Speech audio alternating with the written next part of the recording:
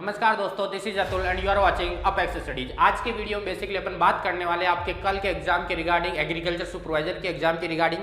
ये एक basically warm up video और एक आपकी प्रिकॉशन टाइप की वीडियो रहने वाली, जिसमें आपको ये चीजें बताई जाएगी कि कैसे आप अपनी नेगेटिव मार्किंग को कंट्रोल कर सकते हो और क्या क्या चीजें हैं जिनसे आप अपने स्कोरिंग को हाई कर सकते हो। बहुत ज्यादा वीडियो, बड़ा वीडियो नहीं करने वाले अपन, बिल्कुल शॉर्ट एंड स्वीट वीडियो रखने वाले हैं। तो देखो, डेफिनेटली अगर आप आज हमें देख रहे हो तो इसका मतलब आपकी परफॉर्मेंस है वो आने जो पिछले मॉक टेस्ट आपने दिए थे उनमें अच्छी रही होगी और आपने डेफिनेटली अपनी प्रिपरेशन में अपनी जी जान लगाई होगी और आपका जो डेफिनेटली पेपर है बहुत अच्छा होने वाला है। तो इस चीज से आपको अभी कोई भी टेंशन नहीं लेनी है कि कल के एग्जाम में क्या होगा, पेपर कैसा होगा, पेपर आएगा कैसा, मैंने तो किस लेवल की तैयारी की थी, पेपर किस लेवल का आएगा।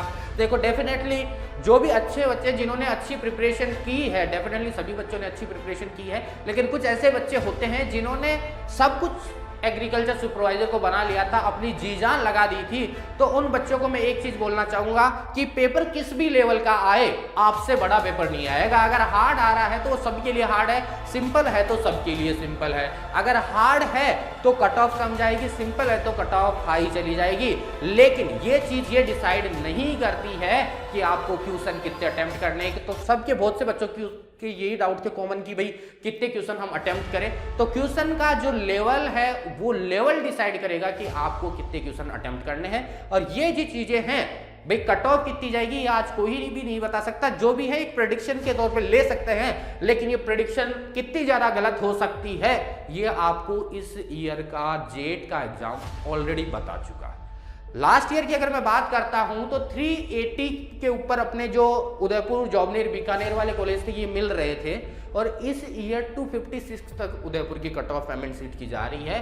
तो एक लार्ज गैप है लास्ट ईयर और इस ईयर की कट ऑफ में जेट के एग्जाम में। तो डेफिनेटली ये सारी चीजें पेपर का लेवल डिसाइड करता है।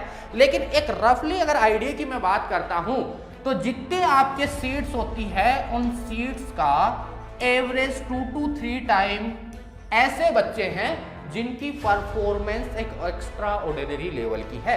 अगर मैं रफली अगर बात करता हूं, किसी भी एग्जाम की बात कर लो, अगर मैं यहां पे बात करता हूं, अगर 2300 पोस्ट है तो लगभग अगर आप बच्चों को लेके चलते हो तो लगभग 6000 से 7000 ऐसे बच्चे हैं जिनकी प्रिपरेशन बहुत अच्छे लेवल की है। लेकिन सिलेक्ट ये 2300 बच्चे होंगे और ये 2300 बच्चे की जो सिलेक्शन की प्रोसीजर है, ये प्रोसीजर वो 2 घंटे डिसाइड करेंगे जो आप एग्जामिनेशन हॉल में गुजारोगे। ये 2 घंटे में जो आपका एक्यूरेसी लेवल है ये जज करेगा कि आपका सिलेक्शन होगा कि नहीं होगा, क्योंकि लेना तो इनको 2300 बच्चों को ही है ना। चाहे 6000 से 7000 बच्चों ने अच्छी प्रिपरेशन की और सबकी प्रिपरेशन लेवल इक्वल है। कुछ एक बच्चे जो आपके टॉप में आने वाले हैं उनकी बात अलग है, लेकिन बाकी सबकी ऑलमोस्ट सबकी प्रिपरेशन इक्वल है। लेकिन ये 2 आवर आपके डिसाइड करेंगे कि आपका सिलेक्शन होगा कि नहीं होगा। अब सबसे बड़ी चीज आती है कि नेगेटिव मार्किंग को कैसे कंट्रोल किया जाए। नेगेटिव मार्किंग को कंट्रोल करने का सबसे मेन और इंपॉर्टेंट रूल है कि आपको क्वेश्चन को केयरफुली पढ़ना है, बहुत ध्यान से क्वेश्चन को पढ़ना है। बहुत बार क्या होता है कि आपके बहुत से क्वेश्चन होते हैं जो मॉक टेस्ट में आपने ऑलरेडी अटेम्प्ट कर लिए हैं और आपने क्वेश्चन के स्टार्ट के 2 वर्ड देखे और आपका फर्स्ट ऑप्शन राइट लग रहा है, आपने राइट कर दिया और बात खत्म।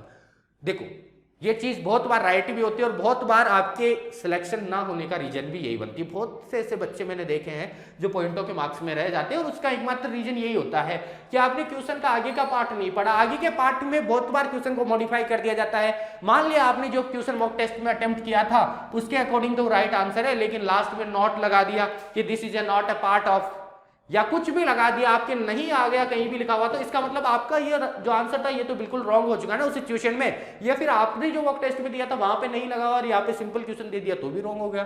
तो इसलिए आपको डेफिनेटली क्वेश्चन को पूरा पढ़ना है। नो डाउट आपके पास में एक बहुत अच्छा समय है, ऐसा नहीं है कि आपके पास में समय की बहुत ज्यादा कमी है कि आप क्वेश्चन को अटेम्प्ट ही नहीं कर पा रहे हो। आपके पास में बहुत अच्छा टाइम है, बहुत ज्यादा टाइम मिलता है 100 क्वेश्चन के अकॉर्डिंग अगर बात करते हैं तो आप आसानी से इन सभी क्वेश्चनों को ध्यान से पढ़ सकते हो। और ध्यान से पढ़ने का मतलब ऐसा है कि डेफिनेटली आपकी 1 से 2 क्वेश्चन आपके यहाँ पे ठीक होने वाले। देखो, जो सिलेक्शन होगा कि नहीं होगा इन 8000 बच्चों के अंदर या 6 से 7000 बच्चों की मैं बात कर रहा हूं, इन 6 से 7000 बच्चों के अंदर बहुत ज्यादा क्वेश्चनों का गैप नहीं रहेगा, 5 से 10 क्वेश्चनों का गैप ही रहेगा सब बच्चों के बीच में। वो भी मैक्स टू मैक्स बता रहा हूं, 3 से 4 क्वेश्चन, 5 क्वेश्चन, ऐसे गैप ज्यादा रहेंगे। ठीक है, तो वो 3 से 4 क्वेश्चन, एक एक क्वेश्चन आपके लिए बहुत ज्यादा मायने रखता है, क्योंकि कुछ बच्चे ऐसे भी हैं जिनका एकमात्र गोल सुपरवाइजर ही है, उनके लिए तो ये सबसे ज्यादा महत्वपूर्ण है। दूसरी चीज देखो, पहला चीज आपके पास में आ गया कि क्वेश्चन को ध्यान से पढ़ना है, यहां पे आपके आधे जो एरर थे ना वो तो रिमूव हो चुके।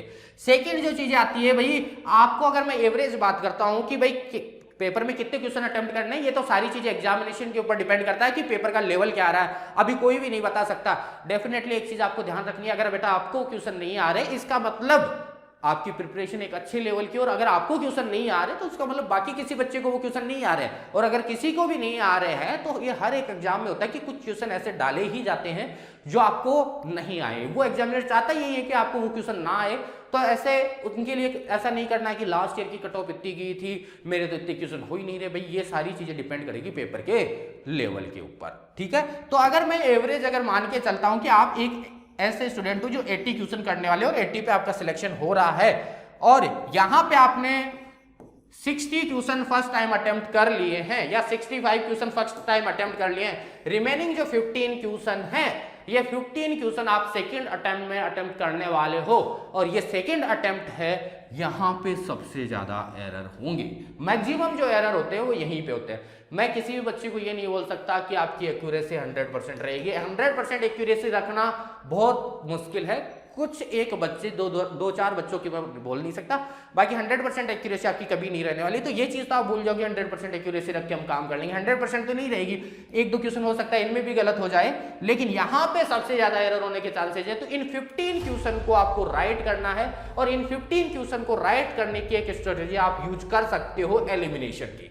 एलिमिनेशन में क्या होता है कि भाई आपके पास में 4 ऑप्शन है, उन 4 ऑप्शन को मत देखो, आप ये देखो कि कौन सा ऑप्शन इसका नहीं हो सकता। जो नहीं हो सकता उन 2 ऑप्शन को एलिमिनेट कर दो, तो आपके पास में प्रोबेबिलिटी लेवल होता है 50% किसका सही होने का। लेकिन ये 50% probability level in total 15 question में अप्लाई नहीं करना है, ओनली 2 to 3 क्वेश्चन में अप्लाई करना है, क्योंकि ये 2 to 3 क्वेश्चन ऐसे क्वेश्चन होंगे जो आपकी रैंक को अच्छी बना देंगे, ठीक है।